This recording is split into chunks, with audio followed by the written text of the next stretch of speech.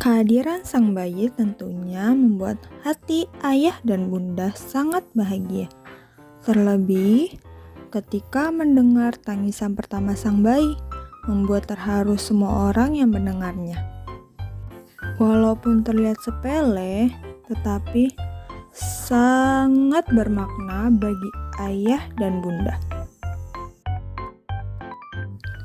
Lambat laun, usia sang anak bertambah dan tingkah lakunya semakin tidak terkontrol.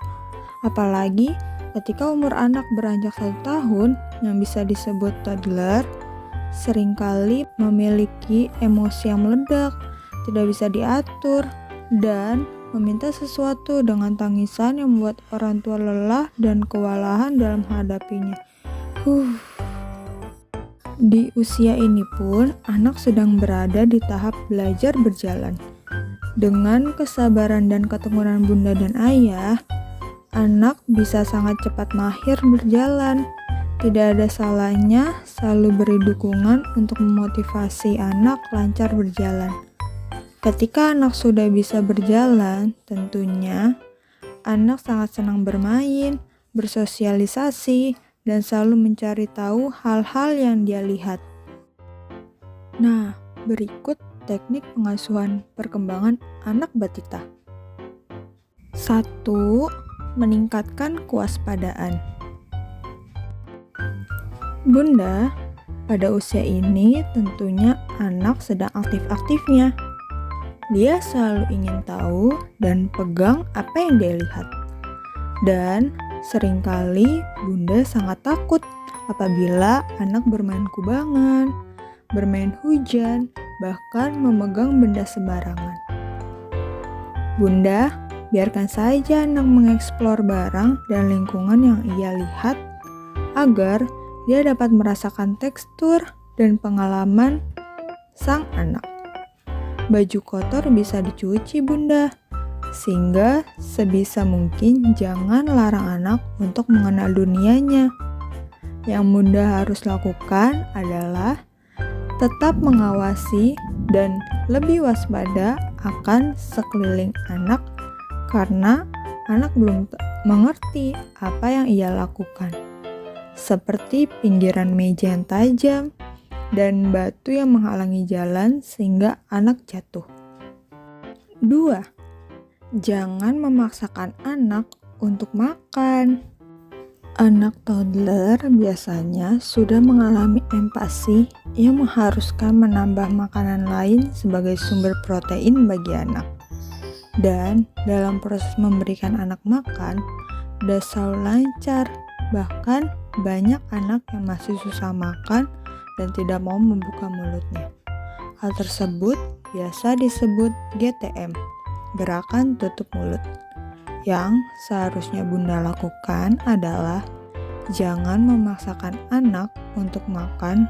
Kemungkinan anak melakukan hal tersebut dikarenakan dia bosan dengan menu yang disediakan. Tidak salahnya dan alangkah baiknya bunda berani mengkreasikan makanan anak agar anak melahap makanannya tanpa dipaksa. Yang ketiga, tegas dan alihkan perhatian. Ketika di keramaian, seringkali tiba-tiba sang anak menangis meronta-ronta tidak karuan, dikarenakan sangat menginginkan sesuatu yang harus ia dapatkan.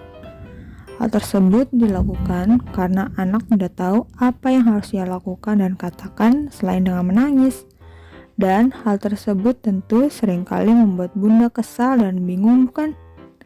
Yang bingung lagi bunda. Bunda bisa dengan tegas dan penuh kesabaran bertanya kepada anak apa yang ia minta dan apakah barang itu berguna untuk dibeli, atau dengan tegas memberitahu kepada anak kalau barang tersebut sudah ia miliki, sehingga tidak perlu membelinya lagi. Jika anak masih tantrum juga, alihkan perhatian anak kepada hal lain, sehingga anak lupa apa yang ia inginkan sebelumnya. Nah, perlu diingat nih bunda, masih banyak orang yang menganggap tegas dan kasar adalah sifat yang tidak jauh berbeda, padahal keduanya sangat berbeda. Tegas adalah sikap yang diambil setelah adanya pertimbangan dan ketentuan disertai tujuan tertentu. Bersikap tegas merupakan kemampuan untuk mengekspresikan diri dengan lebih efektif, mampu mempertahankan pendapat sendiri, namun juga mampu menghargai hak dan keyakinan orang lain. Sedangkan kasar adalah sikap emosi yang dikeluarkan seseorang ketika ada rasa tidak suka tanpa ada tujuan tertentu. Biasanya, sikap kasar dilakukan tanpa ada perhitungan terlebih dahulu. Dalam kondisi ini, biasanya orang tua berkata kasar pada anak, tidak segan memukul, dan melakukan hal buruk lainnya, seperti tidak memberi makan malam atau memotong uang jajan. Bunda memang boleh memberi sedikit hukuman kepada anak, namun bukan untuk menyiksanya, karena jika terlalu berlebihan dapat merusak mental anak. Agar Bunda lebih mengerti, berikut contoh dari orang tua yang tegas. Semisal, anak diajak ke tempat umum. Seandainya anak meminta sesuatu yang seharusnya anak tidak boleh, maka sikap yang harus dilakukan orang tua adalah memberi penjelasan kepada si anak. Namun, jika si anak tetap tidak mau mendengarkan instruksi yang diberikan dan menangis teriak-teriak, maka sikap orang tua adalah sedikit menahan gerakan si anak agar tidak berbuat yang membahayakan dan tetap konsisten tidak mengikuti keinginan si anak. Ditambah dengan memberi penjelasan dengan nada suara yang agak sedikit tinggi agar anak lebih memahami maksud dari sikap orang tua tersebut. Nah, contoh yang kedua, misal suatu saat anak Anda mendapatkan nilai yang tidak terlalu bagus, padahal sebagai orang tua selalu mengharapkan anak-anaknya memiliki prestasi di kelas. Jangan langsung memarahi dia, tanyakan terlebih dahulu, berikan dia kesempatan untuk menjelaskan. Bisa saja dia memiliki nilai jelek karena guru yang mengajar kurang kompeten, tidak memberikan kisi-kisi karena tidak ikut les, atau mungkin kondisi tubuhnya yang kurang fit pada saat ujian. Berikan kesempatan untuk anak menunjukkan bahwa dia mampu mendapatkan nilai yang lebih baik pada ujian berikutnya.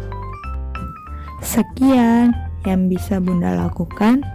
Tetap sabar dan selalu waspada dalam menghadapi toddler ya Bunda. Bye-bye.